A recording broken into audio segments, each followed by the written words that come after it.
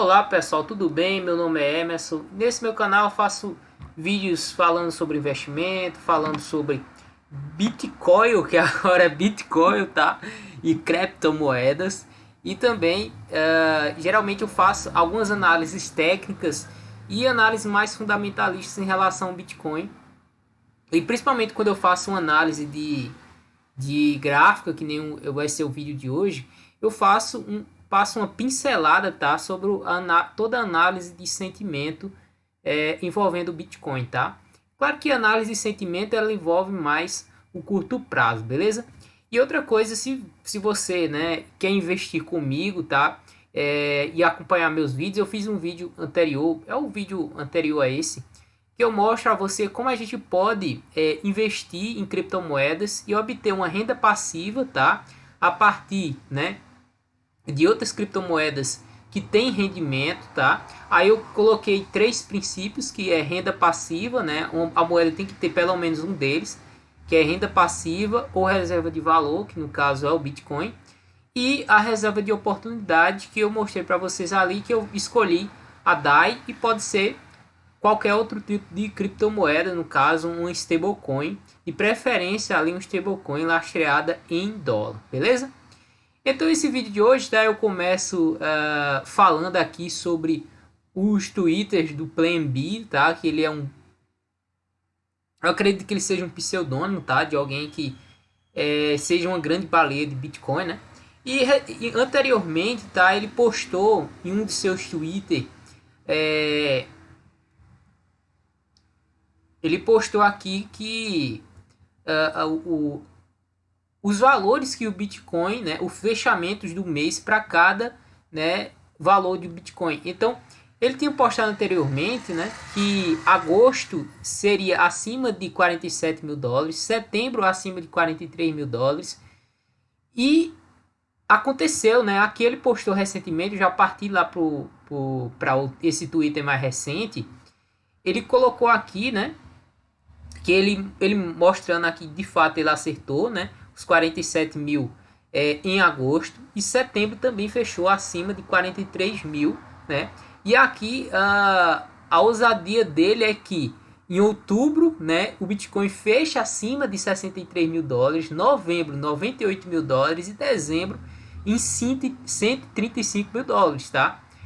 Ele até agora não vem errando e ele sim, de fato é aquela pessoa que criou o modelo Stock to Flow, tá? Muita gente não sabe explicar o modelo Stock to Flow, mas eu vou resumir aqui de um pouco o que é o modelo Stock to Flow, tá? O modelo Stock to Flow, ele é o quanto tem de estoque para o fluxo e demanda, tá? Em relação ao ativo, e de caso aqui é o Bitcoin, tá?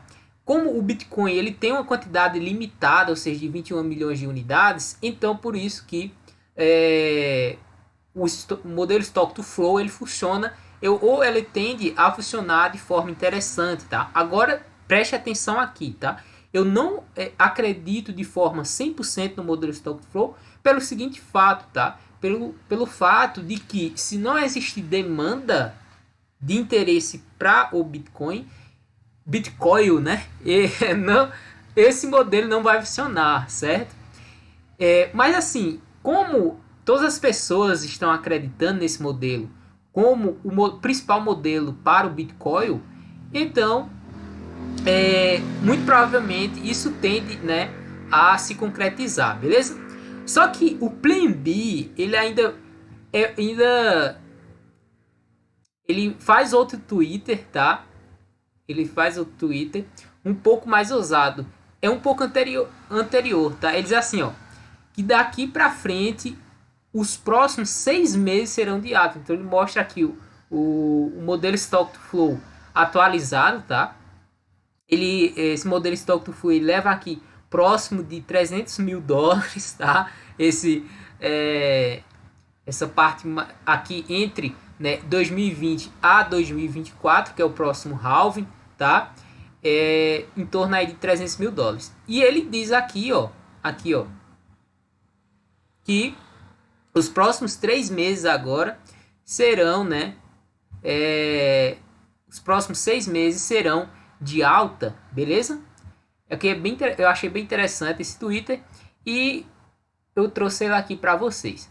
Então, levando em consideração isso, o que, que eu trouxe aqui no meu gráfico, tá? Esse aqui é o gráfico da BLX, tá? Que eu trago aqui o Bitcoin, né? Agora, eu também... Cara, eu ri tanto com aquele vídeo, né? E não sai da minha cabeça agora, é criptomoedas e Bitcoin. Bom, o Bitcoin, né? Então a gente tem aqui no gráfico semanal do Bitcoin. E eu desenhei, tá? Um canal de alta aqui no Bitcoin, mostrando o seguinte, tá? Esse canal, né? Ele não pega ali o momento inicial do Bitcoin, por quê? Tá? Era um estágio muito embrionário ali do Bitcoin e pouquíssimas pessoas tinham acesso a essa tecnologia, tá? Só que a partir de 2013, abril de 2013, que a gente teve, né, um ciclo, tá? Que iniciou formando-se uma bolha no Bitcoin, tá? Claro que a gente tem bolhas em qualquer tipo de ativo, certo? Então uma bolha e essa bolha estourou em algum momento e a gente formou um fundo para esse tipo de ativo, no caso é o Bitcoin. Então a gente tem, né, aqui, ó, um preço, né, justo para o Bitcoin e a partir aqui, ó, do halving que aconteceu em 2016, se eu não me engano, iniciou, né, um choque de oferta e teve aí uma formação de bolha no Bitcoin, certo? Então, a partir dessas bolhas, a gente pode pensar, montar, tá, uma espécie de canal de alta, tá? Ou seja, a gente tem momentos de expansão no preço do Bitcoin e momentos de retração, tá?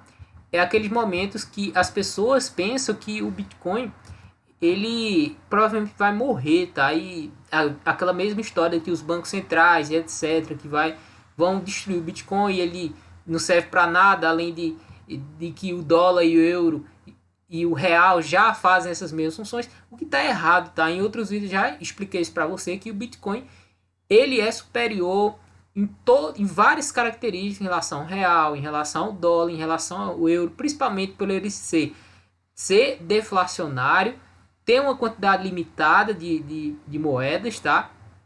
E ter toda a sua base monetária já programada, tá? Então, ó, se a gente analisar aqui esse gráfico, tá?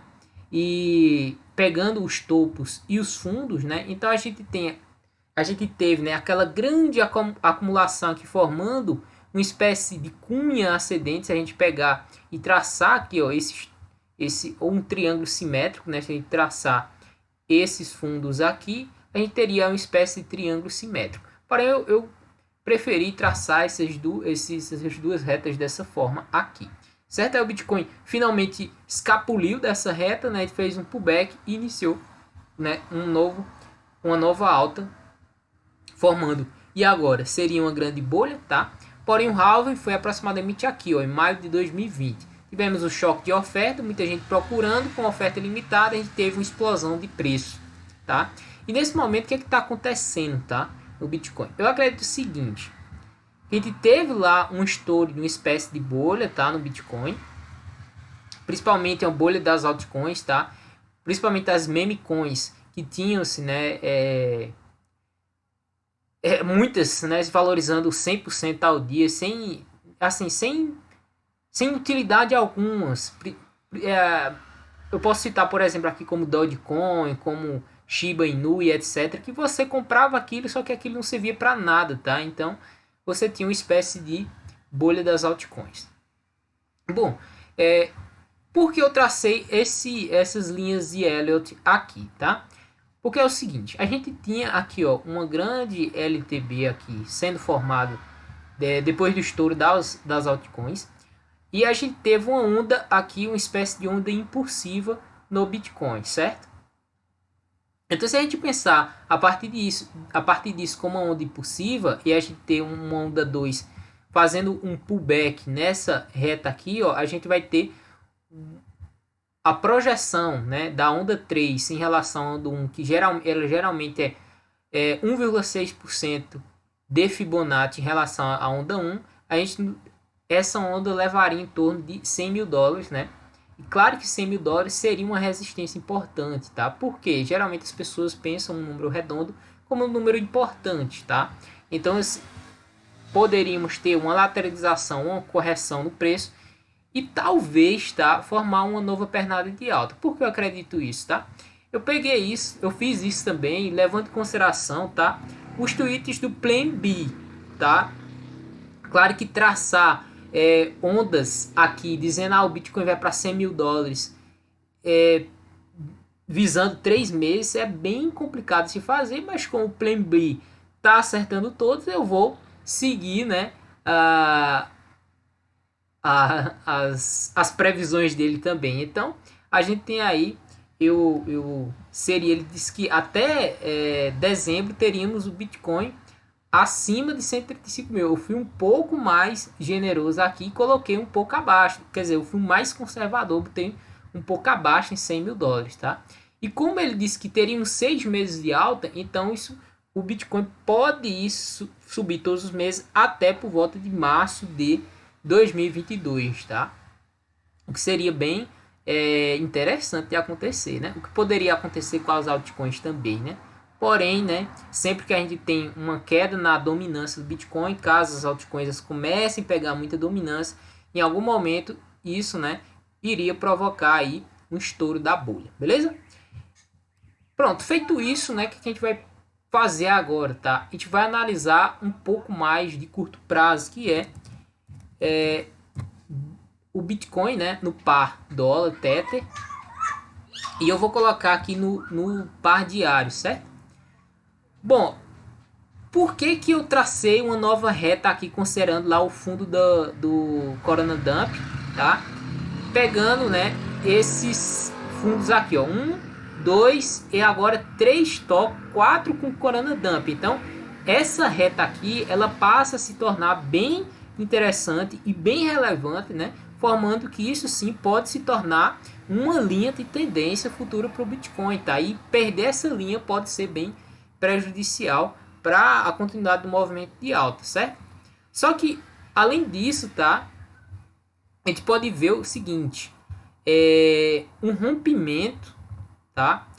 Dessas curvas parabólicas aqui, ó, dessa segunda curva parabólica que estava, né, muito semelhante a essa grande curva parabólica aqui atrás, né? Ou seja,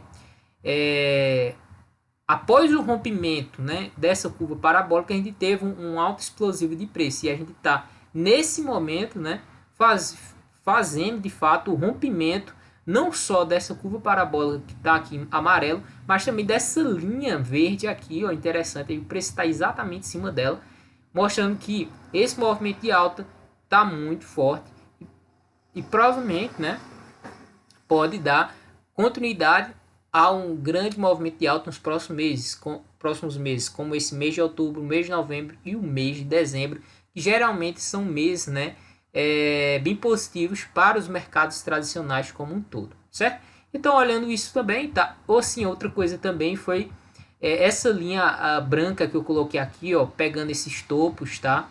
Essa linha foi muito importante também para o Bitcoin de se mostrar forte em relação, né, a esse suporte. Porque em todos os momentos aqui, ó, se a gente estender ela até aqui, ó, a gente tem até a formação de topo aqui. Eu vejo que no primeiro momento o Bitcoin teve resistência, recuou, né? Rompeu finalmente isso daqui. Eu posso até estender ela para cá, né?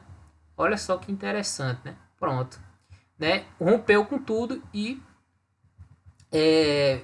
passou um longo período aqui em cima, né? Então a gente teve, quando o preço perdeu isso aqui, ó, ela virou, né, novamente uma resistência, né? Até que finalmente ela foi superada, né?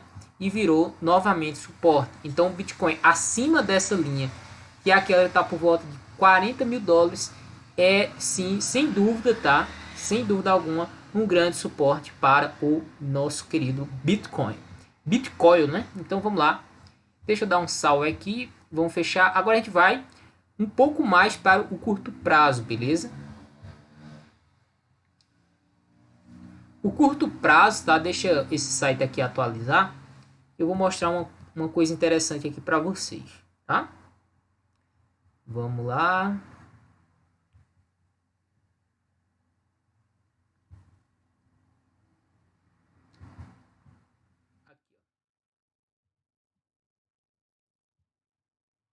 Vou atualizar aqui.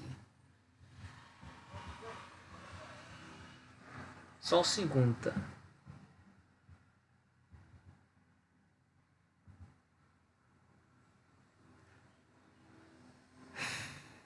Pronto. Aqui, ó. Essas aqui são as linhas de tendência que eu traço no curto prazo quando eu estou fazendo um scalp ou um day trade, tá? Geralmente é o que eu mais faço, tá? Agora uma coisa interessante é o seguinte, tá? Essa linha amarela aqui, ó, ela mostra o long short ratio, que eu já mostrei isso para vocês em outros vídeos. Nada mais é que a quantidade de longs para cada short, ou seja, acima de 1, isso quer dizer que tem mais pessoas apostando na alta do Bitcoin, tá? Do que pessoas apostando na baixa.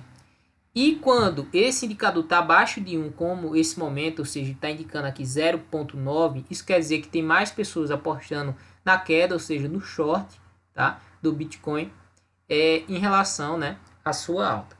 Porém, é o seguinte, tá, quando a gente tem mais longos para short, geralmente tem mais liquidez, tá, abaixo, ou seja, as baleias, as instituições e as corretoras, eles pegam e aproveitam essa liquidez e jogam o mercado para baixo.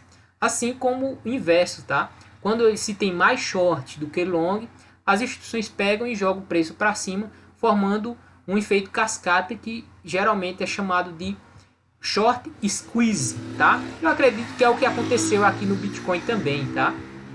E nesse momento a gente tem mais short do que long, embora o preço esteja caindo aqui no curto prazo, tá? Eu até coloquei aqui, ó. Isso aqui é o gráfico de apenas uma hora, tá? Deixa eu aumentar aqui um pouquinho. Aqui a gente já pode ver uma linha de tendência numa hora, né? E apesar dessa queda, né? Dessa pequena queda, a gente ainda tem mais pessoas apostando na queda do Bitcoin, seja no short, do que em alta, tá? Então isso é positivo, mostra que tem liquidez acima para as baleias, né? Liquidar essas pessoas que estão apostando contra a alta do Bitcoin, certo? Então isso é um momento positivo para o mercado, tá? Isso indica que a gente pode, né, ter uma nova alta. Só que nesse momento eu acredito que o Bitcoin esteja caindo, principalmente porque as altcoins elas estão subindo mais do que o Bitcoin nesse momento, tá? Se eu mover isso aqui para cá, ó, hoje cedo, tudo isso aqui estava verdinho, principalmente no par Bitcoin, ou seja, todas as altcoins estavam se valorizando mais do que o Bitcoin, certo?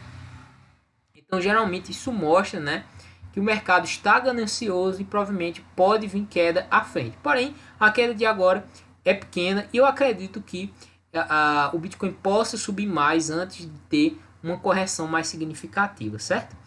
Feito isso, a gente vai fazer uma análise agora de sentimento em relação ao mercado. Vamos lá. Uma coisa que eu quero mostrar para vocês aqui é o site Bitcoin Tools, que é um indicador também de medo, ou seja, o Crypto Fear e Greed Index é um indicador de medo, que é que ele mostra que a sensação do mercado, tá, ainda é de medo, e esse indicador atualiza cada 8 horas. Veja que em 18 minutos esse indicador vai atualizar, e com o Bitcoin ele provavelmente deve ter teve essa alta, tá? Ou essa pequena queda, ele pode ficar entre ganância aqui no meio, né? Entre ganância e entre medo, tá? Isso é positivo, tá? Geralmente a gente tem que ficar esperto, geralmente quando a gente está aqui entrando em extrema ganância. Então, tá aqui em medo e um próximo de ganância não é tão ruim, tá? Outro indicador que eu analiso bastante, eu mostro para vocês aqui quando eu estou fazendo o vídeo, é o Crypto Fear Greed Index, tá? E Greed Index, que é aquele também mostra que está aqui no neutro, tá? Então, é positivo também, pensando aí no longo prazo e levando em consideração a parte que as pessoas estão apostando na queda do Bitcoin, ou seja, as baleias jogam isso daqui para o outro lado, ou seja, para o lado que as pessoas estão acreditando, né, para o lado contrário de que as pessoas estão acreditando que vai acontecer em relação ao preço, certo? E eu encerro esse vídeo, tá, mostrando aqui que Renan, né, erra a pronúncia e pergunta se Hong recebeu criptomoedas e Bitcoin, tá? Se você não viu esse vídeo, procura na internet aí, é bem fácil de achar. Eu achei bem engraçado isso daqui quando ele pergunta, né? Se como é o nome dele? Deixa eu ver aqui. Se Heng, né? Já operou com criptomoedas ou Bitcoin, tá? Então o vídeo de hoje era esse. Se você gostou aí, dá um like, se inscreva no canal para não perder os próximos vídeos. Um forte abraço e até o próximo vídeo.